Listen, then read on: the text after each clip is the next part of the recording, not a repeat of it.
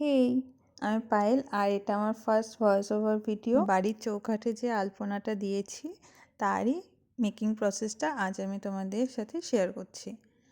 আচ্ছা, প্রথমেই বলে রাখি আমি এখানে দুটো অ্যাক্রিলিক কালার ইউজ করেছি, একটা হোয়াইট আর একটা রেড। রেডটা দিয়ে বেস করেছি আর বেসটা করার পর আমি 1 থেকে 1.5 ঘন্টা রেখেছিলাম শুকোনোর জন্য। যেহেতু অ্যাক্রিলিক কালার তো 1-1.5 ঘন্টার মধ্যে শুকিয়ে গেছিলো। তারপর আমি হোয়াইট দিয়ে আলপনা দেওয়াটা শুরু করি আর পুরো আলপনার কাজটাই আমি রেড হোয়াইটের ওপরেই রেখেছিলাম।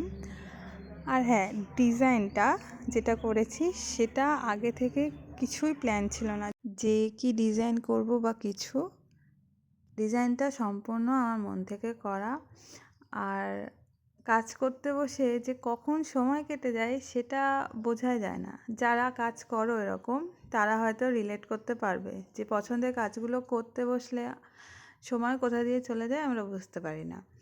আর হ্যাঁ, এই কাজটা আমার পুরো কমপ্লিট করতে ওই 5 থেকে 6 ঘন্টার মতো সময় লেগেছিল। আর তোমরা পুরো কাজটা দেখে অবশ্যই জানিও কেমন লেগেছে।